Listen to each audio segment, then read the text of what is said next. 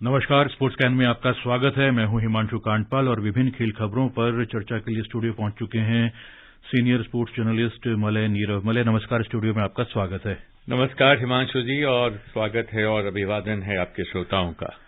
Malay, इससे पहले कि आपसे विभिन्न खेल खबरों पर चर्चा शुरू करें, आइए नजर डालते हैं आज की हेडलाइंस पर। तो आज की हेडलाइंस हैं, फुटबॉल विश्व कप के प्री क्वार्टर फाइनल में इस समय मौजूदा चैंपियन फ्रांस का मुकाबला पोलैंड से हो रहा है। देर रात इंग्लैंड का सामना सेनेगल से होगा। पहले एक दिवसीय क्रिकेट मैच में बांग्लादेश ने भारत को 1 विकेट से हराकर 3 मैचों की श्रृंखला में 1-0 की बढ़त बना ली है। ऑस्ट्रेलिया ने भारत से 5 टेस्ट मैचों की हॉकी श्रृंखला 4-1 से जीती। थाईलैंड में एशिया जूनियर बैडमिंटन चैंपियनशिप में लड़कियों की अंडर 17 स्पर्धा के सिंगल्स फाइनल में भारत की उन्नति हुड्डा को हार का सामना करना पड़ा।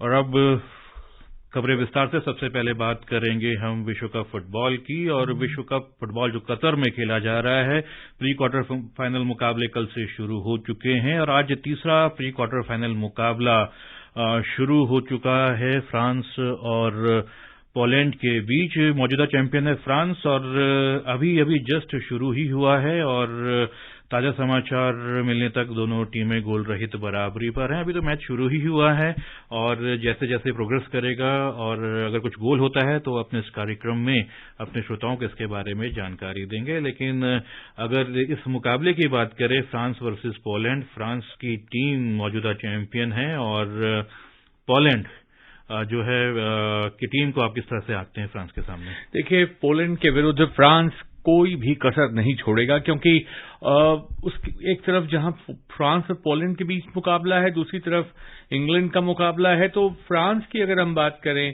तो सेंट जर्मेन के जो फॉरवर्ड हैं किलियन एम्बापे, ये एक ऐसे तुरुप के पत्ते हैं उनके लिए जो चाहते हैं, जानते हैं कि वो कोई भी मैच जिता सकते हैं, इसमें कोई शक की बात नहीं है। और वो फेवरेट्स है फ्रांस की टीम। और अगर पोलैंड की बात करें तो वहां लेवेंडोव्स्की हैं जिनसे काफी उम्मीदें रहती हैं, और वो एक ऐसे व्यक्ति हैं जो फ्रांस की उम्मीदों पर पानी फेर सकते हैं। और आप जानते हैं हिमांशु जी कि इस बार का जो ये विश्व कप है, इसमें इसे उलटफेर का विश्व कप, फीफा विश्व कप। बिल्कुल, आपने लेवेंडोव्स्की की बात करी। लेवेंडोव्स्की लीजेंडरी प्लेयर हैं और देखा जाए अगर अपने अंतर्राष्ट्रीय मैचों की बात करें या क्लब मैचेस की बात करें तो उन्होंने एक से बढ़कर एक गोल किए हैं। लेकिन विश्व कप में अभी तक जो उनकी तरफ से पिछले विश्व कप तक तो वो तरस रहे थे और उन्होंने जो पहला गोल दागा था वो अभी अपने पिछले ग्रुप मैच में उन्होंने दागा था। तो एक अकेला चना क्या सामने फ्रांस जैसी मजबूत दीवार को तोड़ सकता है? एक अकेला चना भांड तो नहीं फोड़ सकता, लेकिन भूंजने वाले की एक आंख फोड़ सकता है जी, और वही काफी होता है। तो ये जान लीजिए कि वो अकेले, ऐसा नहीं है कि वो अकेला खेल रहे हैं। जो मूव्स वो बनाते हैं और जिन मूव्स को वो कन्वर्ट करते हैं, देखिए अगर आप कुछ भी कर लें, अगर आपने 50 गोल दागने की कोशिश की और एक भी गोल अगर गोल के अंदर नहीं गया तो ये 50 एफर्ट्स बेकार जाते हैं। तो उस समय अनुभव आपको आपका ये साथ देता है कि गोल जो आपने किसी ने भी आपके लिए बनाया उसको आप कितनी जल्दी ट्रांसलेट करते हैं गोल में। कुल मिलाकर फ्रांस की तरफ से अगर हम बात करें तो निगाहें किलियन एम्बापे पर, और पोलैंड की अगर हम बात करें तो निगाहें लेवेंडोव्स्की की तरफ होती हैं। इन दोनों खिलाड़ियों को अगर हटा दें तो और ऐसे कौन से खिलाड़ी हैं फ्रांस की तरफ से जो पोलैंड के लिए खतरा बन सकते हैं, और पोलैंड के वो खिलाड़ी जो फ्रांस के लिए खतरा बन सकते हैं? देखिए, पोलैंड के जो ओशिएच शिजेंस्की हैं, उन्होंने 2 सुपर पेनाल्टी बचाई और ये उनकी टीम को जो ग्रुप सी में यहां तक लाने में बहुत ही जबरदस्त उनका वो रहा है। और उसके बाद अगर आप देखें तो ये तो कोई नहीं कह सकता कि लेवेंडोव्स्की के दिन लग चुके हैं या क्या हैं, वो बहुत ही बढ़िया खेलते हैं। लेकिन जो कप्तान फ्रांस के हैं लॉरिस, उन्होंने कहा है कि ये one of the best number 9 ही नहीं है, ये one of the best team players हैं। और उनमें कुल मिला के देखा जाए तो पोलैंड बहुत अच्छी, कलेक्टिवली बहुत अच्छी साइड है। जी बिल्कुल। देर रात 12:30 बजे इंग्लैंड का मुकाबला सेनेगल से होगा। दोनों टीमें पहली बार आमने सामने होंगी, लेकिन आंकड़ों के हिसाब से इंग्लैंड का पलड़ा भारी है। पेश है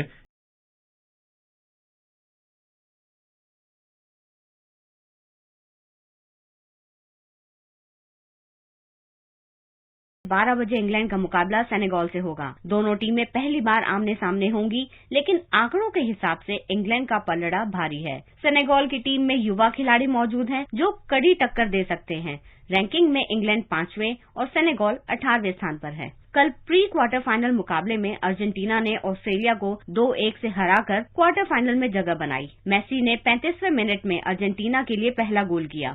इससे पहले नीदरलैंड्स अमेरिका को 3-1 से हराकर क्वार्टर फाइनल में जगह बनाने वाली पहली टीम बनी। मेम्फिस डेपे ने 10वें मिनट में नीदरलैंड्स के लिए पहला गोल किया। डेले ब्लाइंड ने ब्रेक से ठीक पहले गोल कर अपनी टीम को 2-0 से आगे कर दिया। अमेरिका के लिए हाजी राइट ने 76वें मिनट में गोल किया। 81वें मिनट नीदरलैंड्स के डेंजिल डमफ्राइज ने नीदरलैंड्स का तीसरा और निर्णायक गोल दागा।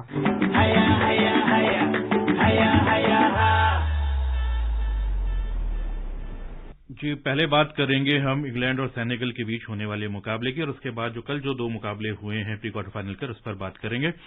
इंग्लैंड वर्सेस सेनेगल दोनों कभी आमने सामने नहीं हुए हैं, और किसी भी अगर अफ्रीकन टीम की अगर हम बात करें तो इंग्लैंड हमेशा उन पर हावी रही है, इसमें कोई शक नहीं। और अब की बार भी ऐसा लगता है कि वो अपने क्वार्टर फाइनल मुकाबले की तैयारी में जुटे हैं, क्योंकि वो मान के चल रहे हैं कि सेनेगल उनके लिए कोई किसी प्रकार का अवरोध खड़ा नहीं कर पाएगा। लेकिन ये अप्रोच जो है, ये रवैया है, ये भारी पड़ सकता है इंग्लैंड के लिए। मैं आपको बताऊं कि जब सेनेगल के खिलाड़ियों की आप बात करते हैं तो सेनेगल की जो युवा खिलाड़ी हैं उन्होंने बहुत ही जबरदस्त खेल का प्रदर्शन किया है, और उनसे काफी उम्मीदें की जा सकती हैं कि वो बहुत बढ़िया खेल का प्रदर्शन आगे भी करेंगे।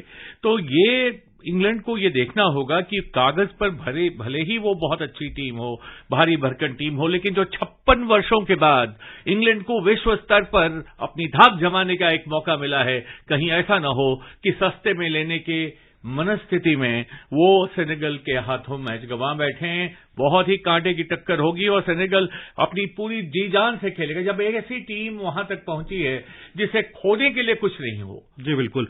और अगर माइनस की बात करें, या माइनस का मतलब अगर हम डिमेरिट्स की बात करें या कमजोरी की बात करें, तो सेनेगल की टीम की ऐसी क्या कमजोरी लगती है जो उन पर भारी पड़ सकती है? देखिए, सेनेगल की टीम की भी वही कमजोरी है जो हर नई टीम की देखने में मिली है इस बार, कि जब वो हावी होते हैं तो ठीक है, लेकिन जब उन पर कोई हावी हो जाता है तो उसके बाद वो पिछड़ने लगते हैं। और उनकी रक्षा पंक्ति में को भेद दिया अगर इंग्लैंड ने, तो फिर उसके बाद बड़ी मुश्किल होगी।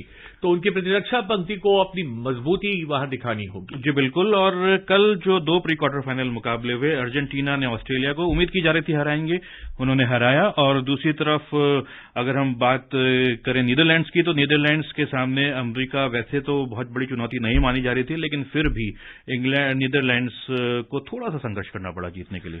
संघर्ष तो करना पड़ा, मगर 3-1 से जब जीत आपको मिलती है और वो इस स्तर के मुकाबले में, तो ये बहुत बड़ी बात होती है।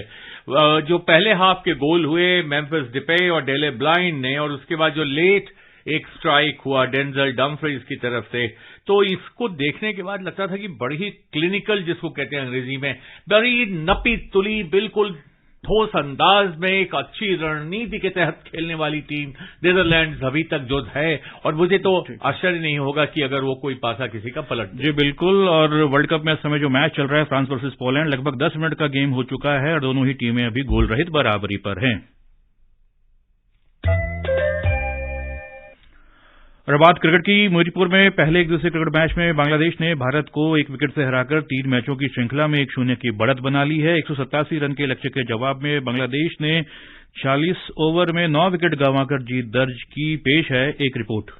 बांग्लादेश का 9वां विकेट 136 रन पर गिर गया था। इसके बाद मेहदी हसन और मुस्तफिजुर रहमान ने ऐतिहासिक बल्लेबाजी करते हुए बांग्लादेश को भारत पर 1 विकेट की रोमांचक जीत दिला दी। मेहदी हसन और मुस्तफिजुर रहमान ने अंतिम ओवरों में 10वें विकेट के लिए नाबाद 51 रन की साझेदारी निभाकर बांग्लादेश की जीत सुनिश्चित की। मेहदी हसन ने 39 गेंद में 4 चौकों और 2 छक्कों की मदद से 38 रन की नाबाद पारी खेली। मुस्तफिजुर रहमान ने 10 रन बनाए। कप्तान लिट्टन दास ने सर्वाधिक 41 रन का योगदान दिया। भारतीय क्षेत्र रक्षकों ने 3 कैच छोड़े, जो अगर ले लिए जाते तो नतीजा कुछ और ही होता। इससे पहले बल्लेबाजी के लिए बुलाए जाने पर भारत की टीम 42वें ओवर में 186 रन पर सिमट गई। लोकेश राहुल ने सर्वाधिक 73 रन बनाए। श्रेयस अय्यर ने 24 और कप्तान रोहित शर्मा ने 27 रन की पारी खेली। बांग्लादेश के लिए शाकिब अल हसन ने 5 और इबादत हुसैन ने 4 विकेट लिए। Naeem Akhtar, sports scan.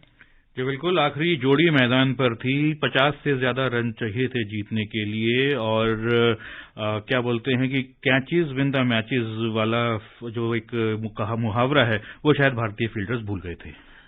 बिल्कुल भूल गए थे और यहां तारीफ करनी होगी जो उनकी अंतिम जोड़ी जिस तरह से वहां टिकी रही। हिमांशु जी, अगर आप देखें कि 136 रन हो 9 विकेट पर और उसके बाद आपके सामने एक लक्ष्य ऐसा हो 186 को पार करने का, तो उस समय अगर आपकी अंतिम जोड़ी 51 रन जोड़ लेती है वहां पे और वो भी 2 छक्के सेन की गेंद पर लग गए, तो मुझे तो लग रहा था कि आज बांग्लादेश ने ये सोच लिया था और उनके खिलाड़ियों को जो पॉजिटिव एक सोच होती है कि हम कर सकते हैं, अंतिम जोड़ी भले ही है हम जीत सकते हैं, और वही सोच उनके काम आई।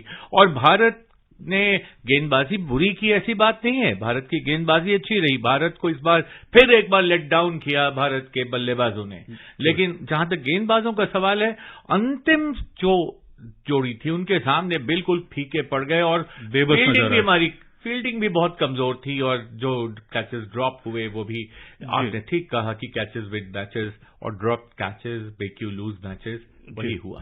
187 रन का जो लक्ष्य था, 186 रन बनाए थे भारतीय बल्लेबाजों ने। उसका बचाव करने के लिए गेंदबाजों ने अच्छे प्रदर्शन भी किया, बैकफुट पर ला दिया था बांग्लादेश को, लेकिन जैसे कि हमने अभी इस रिपोर्ट में भी पढ़ा कि 10वें विकेट के लिए नाबाद 51 रन जोड़कर भारत के जबड़े से जीत छीन ली बांग्लादेश के अंतिम ये जो जोड़ी ने। और बहरहाल श्रृंखला का जो दूसरा मैच है वो बुधवार को मीरपुर में ही खेला जाएगा। भारत के विकेटकीपर बल्लेबाज ऋषभ पंत बांग्लादेश के साथ जारी 3 एकदिवसीय मैचों की श्रृंखला के लिए टीम का हिस्सा नहीं होंगे। भारतीय क्रिकेट नियंत्रण बोर्ड ने आज ये जानकारी देते हुए बताया कि बीसीसीआई की मेडिकल टीम से सलाह मशवरे के बाद पंत को रिलीज किया गया है। पंत टेस्ट श्रृंखला से पहले टीम से जुड़ेंगे, इसलिए उनके विकल्प की मांग नहीं की गई है। भारत और बांग्लादेश 3 एकदिवसीय मैच के बाद 2 टेस्ट मैच भी खेलेंगे। ऑस्ट्रेलिया ने भारत से 5 टेस्ट मैचों की हॉकी श्रृंखला 4-1 से जीत ली है। एडिलेड में 5वें और अंतिम हॉकी टेस्ट मैच में मेजबान ऑस्ट्रेलिया ने भारत को 5-4 से हराया। और इस श्रृंखला की बात करें, 5 मैचों की श्रृंखला थी, सिर्फ एक मैच भारत ने जीता था, वो तीसरा टेस्ट मैच था। और उसके अलावा भारतीय टीम अपने 4 मैच हारी है और भारतीय टीम अगले वर्ष जो विश्व कप है उसकी तैयारियों के सिलसिले में ऑस्ट्रेलिया गई थी। ये जो तैयारियां हैं वो मैच विश्व कप होना है भारत में उड़ीसा में, लेकिन उसकी प्रिपरेशन करने ऑस्ट्रेलिया गई। इसके क्या कारण? देखिए, सबसे बड़ी बात तो यही है कि आप दुनिया की नंबर 1 टीम के साथ जब खेल रहे होते हैं तो आपको पता होता है कि किस स्तर की हॉकी दुनिया भर में खेली जा रही है। सिर्फ ये नहीं है कि आप उन परिस्थितियों में ही खेलें जिन परिस्थितियों में आपका विश्व कप मुकाबला होना है। और जहां तक ऑस्ट्रेलिया के साथ मुकाबले की बात है तो यहां ये मानना होगा कि भारत ने कड़ी टक्कर जरूर दी, हालांकि वो हार गए, मगर ये हार से भी कुछ सबक मिलेंगे और इसी सबक मिलने को हम कहते हैं कि खेलने का कुछ फायदा पहुंचना। थाईलैंड में एशिया जूनियर बैडमिंटन चैंपियनशिप में लड़कियों की अंडर 17 स्पर्धा के सिंगल्स फाइनल में भारत की उन्नति हुड्डा को हार का सामना करना पड़ा। थाईलैंड की सारून रक वितित सर ने उन्नति को 21-18, 9-21, 21-14 से हराकर खिताब जीता। अंडर 15 पुरुष सिंगल्स फाइनल में अनीश थोपानी को भी हार का सामना करना पड़ा और अंडर 17 पुरुष डबल्स के फाइनल में अर्श मोहम्मद और संस्कार सारस्वती की जोड़ी भी हार गई।